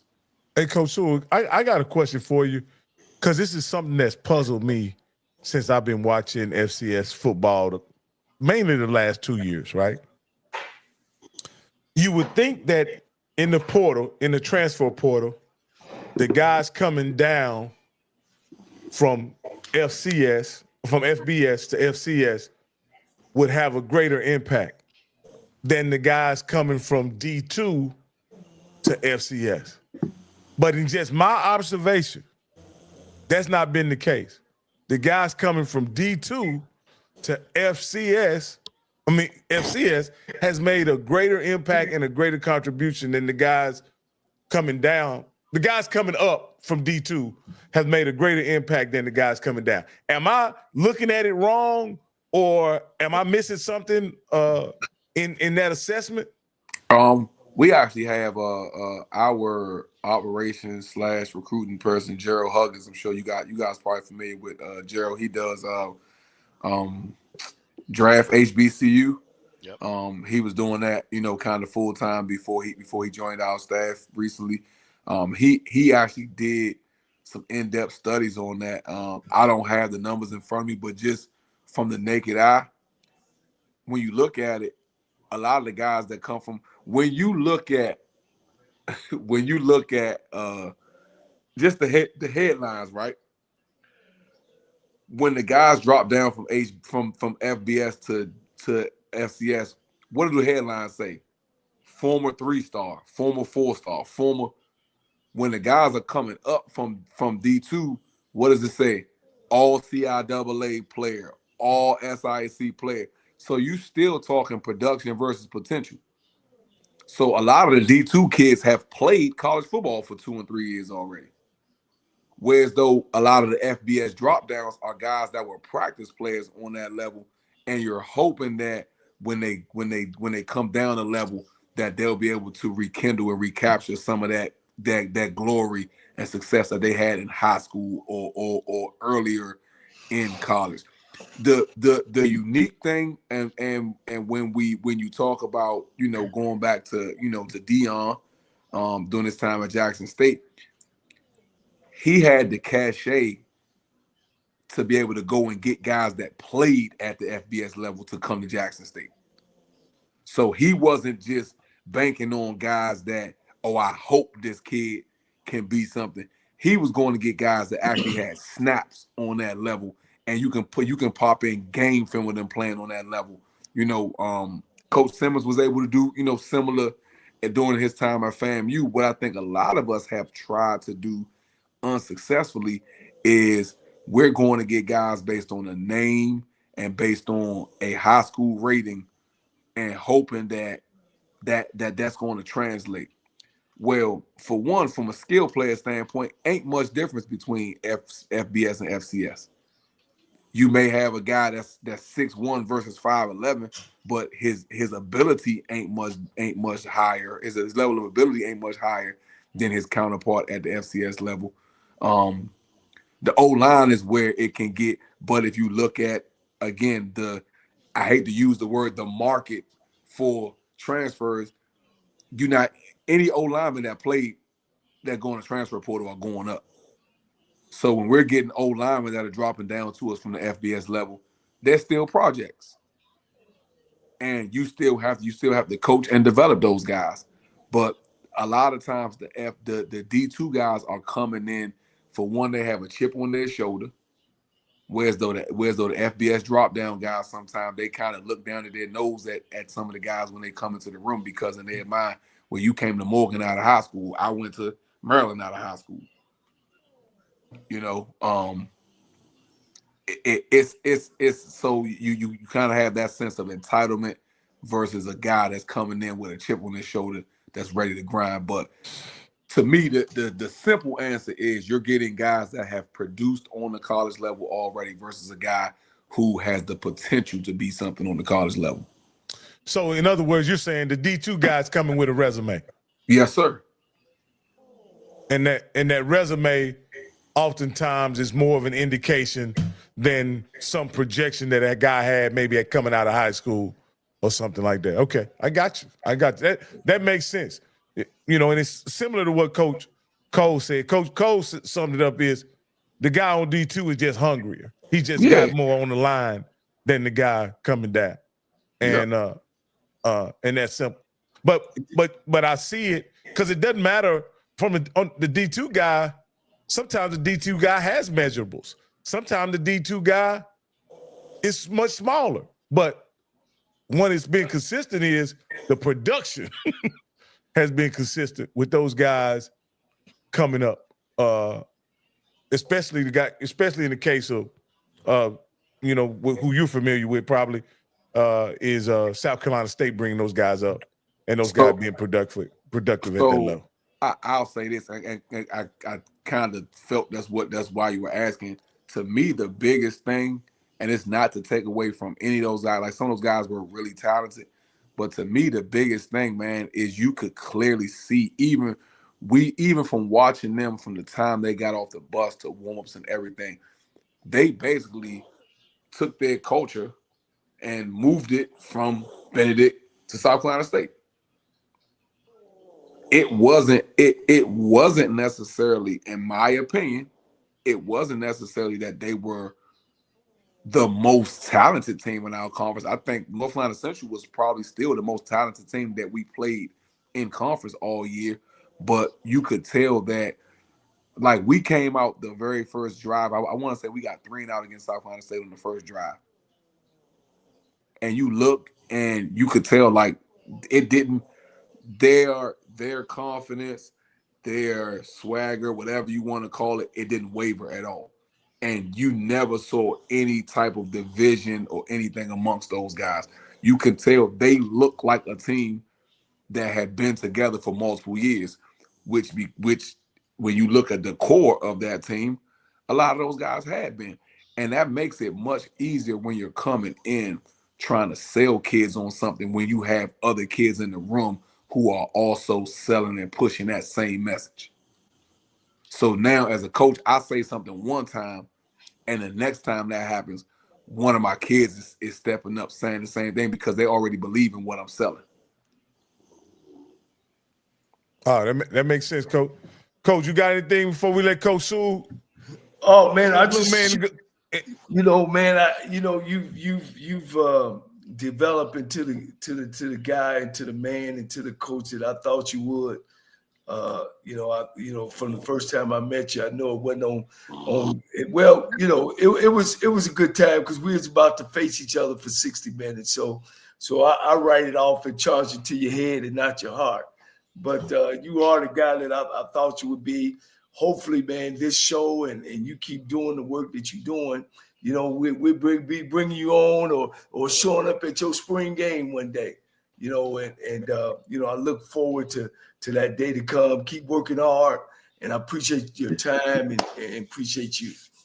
I appreciate you guys as well, man. And like I said, anytime as Mr. Campbell stated so eloquently earlier, I'm not a man who misses words. So if y'all want me to come back on the show anytime, I'm always down to talk ball and whether it's X's and O's or whether it's culture, whatever it is, man.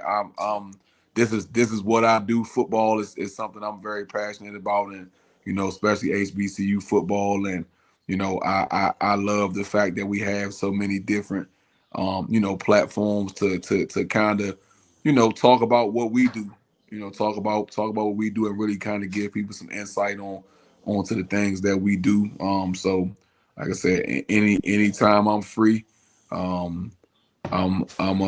see my boy Coach Ryland from Virginia Union just chimed in. Anytime I'm able to, like I said, come in and join you guys and just, chop it up with you, man. It's been more than a pleasure, and I look forward to hopefully doing it again in the future. Yeah, and I still want to bring coaches on, Coach Sewell. So if some guys are interested, man, it just opens up my Rolodex as well. You know what I'm saying? For sure. And that's because we don't have a platform. We don't have one where we can come out and people can see who Coach Sewell and how he thinks, how he feel, what direction he wants to go. So I think it's important, man. And I ain't gonna be right all the time, Coach. But again, man, I appreciate your time and effort. It look like you got another little coach coming up there. So yes. see, Rocky, we got to make room for him, man. Oh yeah. I see nepotism ain't dead. So no doubt. Hey, listen, and what they say, you can't beat them, join them. Yeah, absolutely. Well, we got to get him in the NFL, then, Coach. Yes, indeed. That's the plan. And well, you know what? He might be NBA. He a little hoop star right now. So whatever it is, I'm just anything he want to try. We just gonna throw it against the wall and see what sticks. Hey, Coach, we'll accept him at FAMU because I know you love FAMU so much. So we'll bring him down to FAMU, okay? You know what? Hey man, I know you love FAMU so much. Hey, I ain't got no beef with FAMU. I'm just I ride for my people, man. I love FAMU. I would really love, an opportunity to. That's the one thing I was looking forward to when I took the Alabama State job is, getting to go up against my guy Willie Simmons and getting to face Coach Prime and those kind of guys. But I said God saw fit for me to be back here and be closer to my son. So maybe one day we'll meet up and I'll allow you guys to feed me good at your tailgate even after we beat y'all. We'll definitely, hey, Coach, we'll talk about it on Twitter. Okay. All right. Thank you, Coach. All right, Coach. All right, that was a good one. That was a good one, Coach. Coach, you know him, Coach. If they worked anything, you know him, Coach. Hey, before we get out of here, I want y'all to look at this here. Campbell set this up for us today, and I wanted to tell me what you think about old Alcorn States. And I did say Alcorn State, Alcorn, no husk. Because that's what they say. I don't know what that means, but that's what they say. They opened up with a rebuild the Western State. They got Alabama A&M is non-league. Oh, okay, that's right, because they're on the other side. That'll be a test for Sam Shea. Mississippi State is the money game. Arkansas Pine Bluff, man, he should be able to get Pine Bluff. Prairie View is going to be a big test for Tremaine because Tremaine about has some games up under him, and we're going to really see how good, Coach Jackson has done with that program. That's going to be I think that's the test right there, Coach. Of course, Lincoln to California, that's the cakewalk. They're on their homecoming tour. Yeah. They'd have been on play 3 homecomings by then. Hey, they get to see every homecoming in the SWAC, don't they? Right. Florida A&M, that's a big one. Valley State, Coach, he could be, let me see, out of the first 1, 2, 3, 4, 5, 6, 7, 8 games. Sheesh. Northwestern, I could give him. A&M, he should beat, right? New coach, second game of the year. I don't understand why that. I don't want to bog this down because I do want to. Because it's before we get off, we got to talk about Coach Buckley and a couple other things. But I don't understand why they made that out of scheduling. Why Alabama? That's not even a traditional rival for them. So I don't understand why that game. Out of all the teams, Alcorn and A&M. Yeah, I don't understand that game. I don't understand that game. And to me, it's like. I would have tried to reach out to a Tennessee. I mean, if I'm going to do that, I would have tried to reach out to a Tennessee State. See if I could play that game in Memphis. To me, that's just when I saw that, that's the one that stuck out to me the most. And also that back end, they're playing basically all their rivals: Southern, Grambling, Jackson State. So that is going to be interesting on that back. And then they come to FAMU in 10-18, and we haven't played Alcorn, I think, since 1981. Or something like that. So I'm super excited for them to come to Tallahassee and and see the Braves come to Tallahassee. Well, all them the counters. You got Pine Bluff, Prairie View, Florida A&M, Valley, Texas Southern, Grambling, Jackson State. Yeah, they got to get ready to play, Coach. Potentially they may not win a game in November. Listen, I'm gonna tell you something. They could that thing starting at FAMU all the way down could get ugly. Alcorn is a team to beat over in the West. No, he had his first year. Let's give him his first year. Let's give him his flowers. He was on his honeymoon, and maybe he'll come back strong. But we can't solve it tonight, though. No, they got to play the game. So anybody calling, Coach? No. We'll take 3. We'll take 3. I'll paste it up and we'll take 3. Yeah, Rocky got to get his birthday dinner. Yeah. Yeah.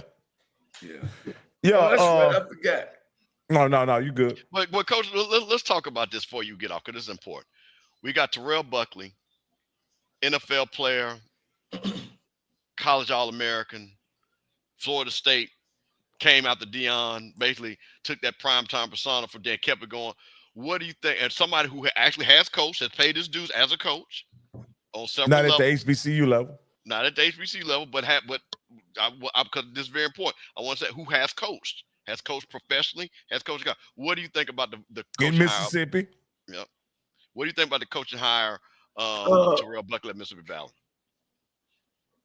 He was he's a head coach in the XFL. Yep. And he didn't do well his first year, and it was the first year that he was having the league. So you really can't. And in that league in the XFL, you were able to go out and find your players. Did y'all know that? Yeah, I did. The coaches and the coordinators that they were able to travel around the country and find their players. They were the scouting department as well. Right. Matter of fact, I went to one when it was in Arizona. All the teams came out here to Arizona, and they worked the players out. So they were having these tryouts all over the country. And so him and the coordinator was able to choose the players. And unfortunately, they didn't do well at all. But, I mean, I think it was, it's a good choice for what they can pay and who he is. And I think you get both sides of it. You get the celebrity, Terrell Buckley, former NFL player. You also get a guy that's been a head coach and some experience. So, I'll give the hire a B. Okay. The only reason why I don't want to give it to A, because it's nowhere in his resume that he's shown that he's came to a perennial losing program and been able to turn around. He doesn't show in his resume that he's a turnaround agent, which he might be. I don't know. Well, Rocky, it tickles me because I always know when Scotty's level of depth of age, because I knew he didn't know who Terrell Buckley was, because he's it always tickles me. He did an excellent interview. Shout out to Scotty with the excellent interview with T-Buck, but I can tell he didn't know who T-Buck was. So a person like me who watched them play, come to Florida State, saw him have those great battles with Michael Irvin and Jerry Rice. I mean, and those were battles with the Green Bay Packers and things. And he meant something to the culture, to be honest with you. Yeah. So I'm happy for T-Buck, man. I know, I met T-Buck when he was at Florida State. I used to see him, when he was in the NFL and things like that. We're not friends or anything like that, but is he your contemporary? Yeah, he came. T-Buck is a year younger than me. He played with Shane Matthews. They had a bomb squad my senior year down in Pascagoula. They were ranked in the USA top 25. They had a bomb squad. So there was a whole bunch of guys that went D1 off that squad. And he came over to Florida State. And what was so funny, I had a black sport pickup truck. And he said, "Hey, man, you from Mississippi, man? I ain't seen you, man." I said, "Yeah, bro." I said, "I've been here for a year." I said, where you going?" He said, "I'm coming to Florida State." I said, "Okay." So, man, then that boy came out to start returning them punts. And then that was it, man. So we see each other, in Tallahassee all the time, so, holler, that Mississippi pride will come out and stuff like that. So, super excited to see what he does at Valley. And the thing about it, Coach, I think you said it best. He's giving them a little bit of that celebrity, but also he does have the coaching background and being from Mississippi, because not being funny, he's going to need to know how to recruit those players out of Mississippi to get them up the Valley. So that Gulf Coast got a Moss Point, Pascagoula, Gulfport, Biloxi, a lot of football players down that area. A lot of football players. Yeah. All right, keep it fam. Hey, keep it up, fam. Let's keep it short. Let's go. All right, let's do it. With that being said, let's just say that this isn't a celebrity hire, because a celebrity hire is anybody from past generations to current generations who would know who the current coach is. So that would determine a celebrity hire. Michael Vick and Deshaun Jackson are celebrity hires because the older generation know who they are and the newer generation know who they are. That being said, I'm gonna keep it short. People underestimate the value of determination when it comes to Black people and what will motivate them to get behind something. HBCUs versus casuals. We had this conversation. I'm not going to beat a dead horse here, but I'm going to say this, and I'm going to leave it at this, and I'm going to end it here. Ed Reed and Ray Lewis as head coaches will motivate and galvanize more people when it comes to donation giving and fulfillment of purpose when it comes to building facilities and etc. versus any coach that they hire at HBCU levels that were from D2s. Any one of those two that I just named, and I'm gonna leave it at that, will have more people behind them versus anybody that they choose to hire. And I'm gonna lay my plan right there. All right, thank keep it up, fam. Hey, Rocky, I gotta say, one thing I like about that brother right there, he's on that payroll, man. He is on that payroll.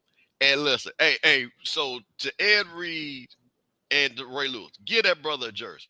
Because that brother has gone on various platforms, got his head knocked for his views, but he keep coming back. I like that. I keep coming back. Now, nobody's going to hire him. Keep it up, fam. Nobody's going to hire him. So I'm just going to let you know. Nobody's going to hire Ray Lewis because they have too much money and Ed Reed. I don't know. But you know what, though? I'm going to say this. I think Ed's going to get hired in the next 3 years. I believe somebody's going to hire him in the next 3 years. I think that'll be enough dust settled, and I think there's going to be somebody desperate enough to make the move. So, and he plays capital, so somebody's going to hook him up, coach. So I'm going to hook him up. What's up, brother? Now, what's up, bro? One thing I'll say, though, about what Keep It Fam is saying, because and I'd like to really talk. Let me say this. Go ahead. So whoever know Ed. Oh, Ed cut him off. Yeah, Ed Reed need to come on this show and get himself cleaned up. He really need to give another chance of talking to the public. You know what I mean? Of who Ed Reed is, because what he displayed back then, you know, it was tough. He was in a bad situation. He said a lot of off-script things that wasn't professional. And I think it was just a bad, sometimes I've been in bad times in my life sometimes. And I've done and said some things that I regret. And I'm pretty sure that after now that he's really set back and seeing those things, then if you guys are really loving Ed Reed, you have Ed Reed give us a call. Give me a call. We'll have him on the show, and we're going to talk and give him the hard questions. Because one thing about our show, Coach, we put people in the seats now. Coach, you know what? I'm Phil Buchanan's I'm gonna text Phil. I'm gonna get, you know what? I'm gonna get Ed Reed on this show in the next 30 days. I know a lot of people. I'm gonna text Phil Buchanan right. I'm gonna get Ed Reed's number because Andy's here in Atlanta. I'm gonna track him down, Coach. Because if I can, trust me, I know I track folks down. Till we talk football on here. Oh yeah, no. I'm gonna get him on here. I'm gonna get him on. Well, I think Ed Reed. See, I think Ed Reed's appeal is bigger than is wider than an HBCU. So if he can rehab his image, I think many opportunities are gonna open up to him. But what he, like you said, Coach, what he displayed at Bethune-Cookman, though, I don't know if it was justified or warranted, but it definitely didn't. Coach, it wasn't. Hell, I said it wasn't. And he need to. But if they Coach, if they lied to him, whatever, and misrepresented what they were offering him, Coach, I believe somebody in their organization owes him an apology. But Coach, I don't think he wasn't given a chance. He didn't give them a chance because it was so early. And to my understanding, they hadn't even named him head coach, and he was out there. I get it. He was out there ahead of the gun. But it's business too. You know what I mean? It's about business. You know what I mean? He was ahead of the game. Like, man, I'm into this. Man, forget the contract. I got money. We get to that later. You know what I'm saying? Rocky, I'm gonna tell you this. Let me be honest with you. I talked to a lot of people down there. I'm gonna be honest with you. The only thing, if Ed Reed had just talk professional and not use all that language, Ed Reed wouldn't have had no problem. If Ed Reed said, hey, man, we got a lot of work to do out here. Let me show you what we're going to do. Hey, man, we're going to clean up this locker room. We're going to clean up this. I got my boys from Baltimore. If Ed Reed had said that, wouldn't have been no problem. But you cannot, and I don't care what nobody says, and everybody knows that you can't use that type of language. Yeah, he was mother flipping. Yeah. So that's what I'm saying. And that's what hurt him. So, about your boss. Yeah. So if he hadn't used that language, Ed would have been fine. So that's what hurt him. And nobody's going to be able to use that type of language and no job. Yeah, and I'm not going to let nobody down, no HBCU. I'm here today because of HBCU school. And I'm not going to never let nobody come here or talk about HBCU like they don't have problems at other schools. Everybody got issues at PWIs in any kind of way. But it's a way that you got to handle yourself and respect. And that's the thing that messes a lot of people up when they come on our level. They come in with being disrespectful. And they forget about that we're giving them the platform. And I'll say this to Deion Sanders, and I've always said it. If there's no Jackson State, there's no coach coach Deion Sanders to show that what you can do. Jackson State gave him that platform to do that. And he took it from there. And I'll always stand on that. So that's my take on it. Hey, Coach, I did a horrible job last week when you got cut off wrapping the show up, Coach. So I got all kind of calls and texts about tying a knot and holding on tight and all that kind of stuff. So, Coach, you got to take us out. You got anything, Cam, before we get out of here? Yeah, man, I do have one thing. I put this background on. These are the Freedom Riders that got arrested in Jackson, Mississippi. Hold on. I took. Yeah, in 1961.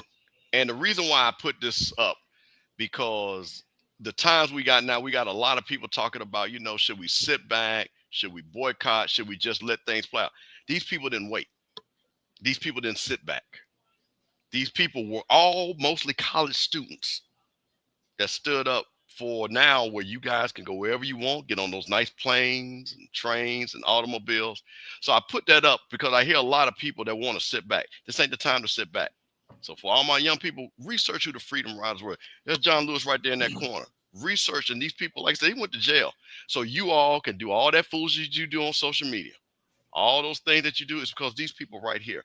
So that's the reason why. So it's time for us to now stand up once again, because as you know, HBCUs are about to get hit. That funding that they froze for a hot second, you know who they're affected the most? HBCUs. Do you realize that Benedict College gets they got $95 million, 65 million of that comes from federal funds? So you guys better understand what's going on. Now, I'm not talking about who you voted for, whatever. That person is in, but you better start taking care of your own and understand that these people that are behind me did it for you, so you can do it too. That's all I got, Coach. Wow, man. Hey, look, Coach, I like to piggyback on that. And I've been thinking about all this going on and all the immigrants, again, being picked up and taking a place. So I want to give it to people in layman terms that when you pull up all these immigrants in the United States that does all the dirty work, clean the toilets, clean the streets, all right? And give you an example. And let's say they go to a field and pick over 50 or 500 baskets, of broccoli. And now you don't have them no more. So now that field, instead of having 500 baskets of broccoli, now is down to 100 baskets of broccoli. And then we're talking about, the eggs are high and groceries are high. Well, now you don't have these people out there to pick that kind of stuff. So guess what happens? Do your grocery go down or does the bill go up? That's why this immigration deal is going to hurt the United States and going to hurt all of our pockets. And as Coach spoke so lovely again about financial aid at HBCU schools, 80% of the students that go to HBCU schools use federal financial aid. most of these guys, I got a friend that's a CEO of a nonprofit organization that he handles K through 12. Is going to hurt that K through 12. And I'm not saying that there's black people, there's all kind of people who's going to need this federal. But I'm saying this to say that you could choose who you want as president, but this is what happens when you don't vote or you do vote and end up voting for the wrong candidate that you don't understand. So understand what's happening in America. Hold on tight, make sure that you understand that what's going on around you. But one thing about it, man, in the morning, the good Lord said the sun is going to shine in the morning. So if you feel yourself at the end of the road, tie a knot and hold on tight, because ain't nobody bad like you. Thank you for watching the show.